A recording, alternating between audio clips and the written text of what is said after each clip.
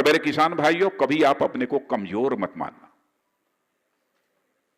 मैं जानता हूं कि किस तंगी हालात में आपको अपनी जिंदगी गुजर बसर करनी पड़ती है, क्योंकि मैं भी गांव का रहने वाला हूं, किसान का बेटा हूं, जानता हूं इस हकीकत को। कई बार सूखे के कारण, बाढ़ के कारण, कीड़े लग जाने के कारण फसलें बर्बाद हो जाती हैं, फसलों की उचित कीमत नहीं मिलती है, घर में त्राही त्राही मच जाती है। मैं भी एक अच्छा काश्तकार हूं, लेकिन सब कुछ होने के बावजूद जैसे लगता है कि एक मुसीबत टूट पड़ी है अपने पूरे परिवार के ऊपर। जब पानी नहीं बरसता है, खेतों की सिंचाई नहीं हो पाती है, अथवा कोई संकट पैदा हो जाता है, मैं अच्छी तरह मैं जानता हूं। लेकिन इतनी बात भी मैं दावे के साथ कह सकता हूं कि हिंदुस्तान का किसान यदि यह संगठित रहे तो दुनिया की कोई भी बड़ी ताकत इनका मुकाबला नहीं कर सकती है, इनको विजय हासिल होकर रहेगी। और मेरा निश्चित यह मानना है कि भारत को यदि हम धनवान भारत बनाना चाहते हैं, दुनिया के विकसित देशों की कतार में खड़ा करना चाहते हैं, तो जब तक हिंदुस्तान का किसान धनवान नहीं होगा, तब तक भारत किसी भी सूरत में धनवान नहीं हो सकता है। किसानों की माली हालत हमको सुधारनी होगी, उन्हें अपने उपज की उचित कीमत देनी होगी। और इस हकीकत को भी मैं जानता हूं, केवल कृषि के माध्यम से हम किसान को जो ताकत देना चाहते हैं वह नहीं दे पाएंगे। इसलिए आवश्यक है कि हर किसान परिवार में कम से कम एक जवान ऐसा जरूर हो जो कृषि के अलावा कोई अन्य दूसरा पेशा करता हो। एक ऐसे हालात हमको पैदा करने पड़ेंगे इस हिंदुस्तान में। कोई दूसरा छोटा मोटा रोजगार कृषि से ही जुड़ा हुआ रोजगार क्यों न हो, खाद्य प्रसंस्करण इकाई, फूड प्रोसेसिंग यूनिट ही क्यों न हो, कहीं न कहीं खेती के अलावा वह दूसरे काम में भी लगा हुआ हो, तभी जाकर किसान की माली हालत ठीक हो सकती है, और कोई दूसरा विकल्प नहीं है। और जो मैंने कहा ना कि आप अपने को कमजोर मत समझना, वो क्यों कहा है? वो इसलिए कहा है कि जब जब देश में सामाजिक और राजनीतिक परिवर्तन की भावना देशवासियों के अंदर मजबूत हुई है, तब तब वह परिवर्तन यदि हुआ है, चाहे वह सामाजिक परिवर्तन रहा हो अथवा राजनीतिक परिवर्तन रहा हो, तो पहली उस परिवर्तन की गूंज यदि कहीं पर सुनाई दी है तो गांव के खेत और खलिहानों से वह परिवर्तन की गूंज सुनाई दी है। तब जाकर देश में सामाजिक और परिवर्तन और राजनीतिक परिवर्तन हुआ।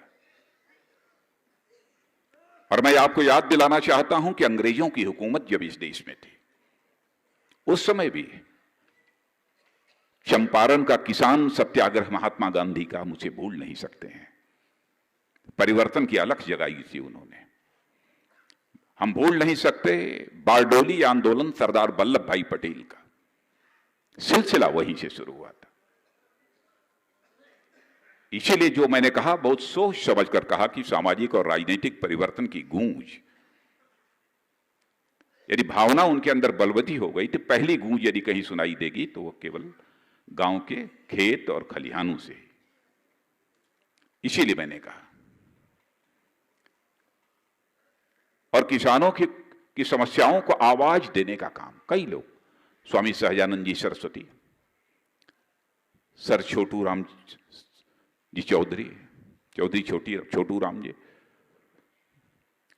चौधरी चरण सिंह जी, चौधरी देवीलाल जी, और उसके बाद उसी क्रम में यदि किसी का नाम लिया जाना चाहिए तो हमारे स्वर्गीय चौधरी महेंद्र सिंह जी टिकैत का नाम लिया जाना चाहिए।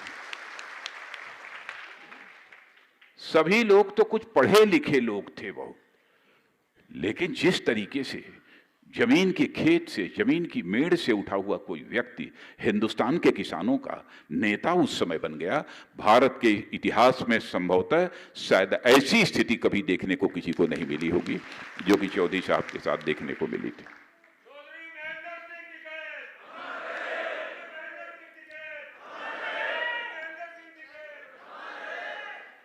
एक बार मैं मेरठ से आगे कहीं जा रहा था, मुझे खबर मिली कि मेरठ के हॉस्पिटल में वो भर्ती हैं, अस्वस्थ हैं। तो हमारी तबीयत नहीं मानी और मैंने कहा कि चलो थोड़ी देर में पहुंचेंगे आगे, कोई फर्क नहीं पड़ता है, लेकिन टिकैत साहब भर्ती हैं तो मैं जरा हॉस्पिटल में उनको देखते हुए मैं तब चलूंगा। और मैं उनको हॉस्पिटल में देखने के लिए मेरठ गया था। तो उन्होंने मैंने अब जो गांव की जो भाषा होती है उस भाषा में उन्होंने मुझसे कहा, अब उस तरीके से मैं नहीं बोल पाऊंगा जैसे वो बोलते थे, अरे तू काहे को आ गया, काहे परेशान हो गया, अरे मैं तो ठीक हो जाऊंगा, अरे मैं मरने वाला तो हूं, भाई ये सब सारी बातें अपने गांव के अंदाज में उन्होंने सब सारी सुनानी शुरू की। और फिर एक आधा घंटा 40 मिनट तक मैं उनके साथ जो बैठा रहा, फिर उठकर मैं वहां से गया हूं। कहना चाहता हूं, विचार विमर्श का सिलसिला चलते रहना चाहिए, चलते रहना चाहिए। और मुझे खुशी है कि बराबर इन लोगों के साथ हमारी बराबर बातचीत होती रहती है। प्राय राकेश जी, चौधरी युद्धवीर सिंह जी, हमारे संजीव बालियान जी, ये सब सारे लोग बराबर बैठते रहते हैं, इनसे बराबर चर्चा होती रहती है। उस समय भी इसमें क्या क्या संशोधन कर दिए जाएं तो यह बिल ठीक हो जाएगा, इस संबंध में भी इन लोगों ने कुछ सुझाव दिए थे। लेकिन कुछ ऐसे भी सुझाव थे जिस पर कि आम सहमति नहीं बन रही थी। तब फिर हम लोगों ने फैसला किया कि उसको वहीं छोड़ना चाहिए। यदि कभी कुछ करना है तो किसानों को विश्वास में लेकर किसानों की आम सहमति से ही किया जाना चाहिए, क्योंकि जो कुछ भी हम करना चाहते हैं वह किसानों के कल्याण के लिए करना चाहते हैं। अब चीनी का मामला जो गन्ना किसानों का है, बहुत गंभीर मामला है, बहुत गंभीर मामला है पश्चिमी उत्तर प्रदेश का। और यह हुआ कि 6,000 करोड़ रुपए की बैंक से इन लोगों को लोन दिलवाया जाए ताकि उसका पेमेंट करना शुरू करें। लेकिन मुझे जो जानकारी मिली है कि जो उसमें कामयाबी मिलनी चाहिए थी वो नहीं मिल पाई है। अब हम लोग देखते हैं कि इसके बाद ये चल रहा है, उसमें क्या करना, कैसे करना, फिर उसको बैठक उठक बुलाकर कुछ हम लोग उसका समाधान निकालने की कोशिश करेंगे। वैसे मुख्यतः राज्य सरकार की जिम्मेदारी होती है, क्योंकि मैं भी जब मुख्यमंत्री था तो मुख्यमंत्री रहते हुए मैंने ऐसे हालात नहीं पैदा होने दिए कि किसानों का बकाया हो। आपको यदि याद होगा, मैंने सबकी बिजली काट कर मैंने कहा जो कुछ भी होगा कम से कम शाम को और रात को उत्तर प्रदेश के गांव में बिजली पहुंचनी चाहिए, और मैंने उसको बिजली पहुंचवाने का भी काम किया था। क्यों नहीं हो सकता है?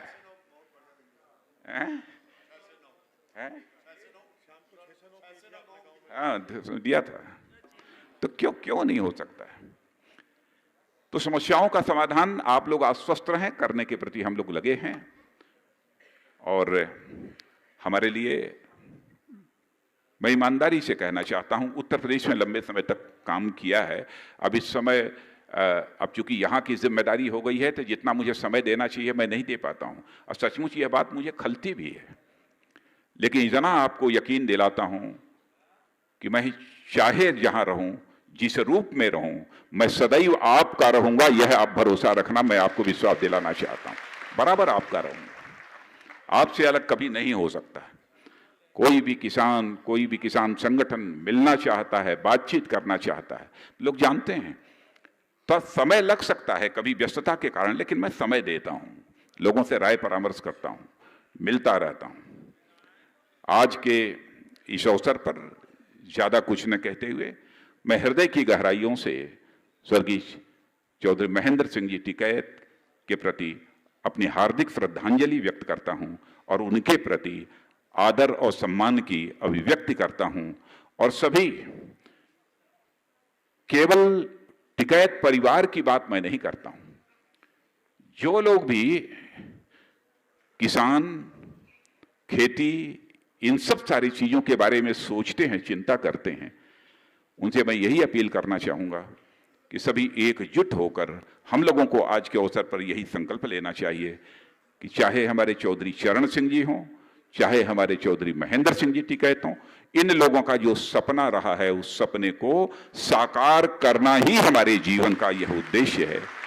इन्हीं शब्दों के साथ अब सर चौधरी छोटू राम जी ने जो कुछ भी किया है, हरियाणा के लोग अच्छी तरह जानते हैं, आज भी लोग याद करते हैं। इन लोगों की जो मुराद थी, उस मुराद की को पूरा करने में ही अपने जीवन की सार्थकता है, यह मानकर हम सभी लोग चलें। इन्हीं शब्दों के साथ मैं पुनः हृदय की गहराइयों से उनके प्रति सम्मान की अभिव्यक्ति करते हुए अपना निवेदन समाप्त करता हूँ।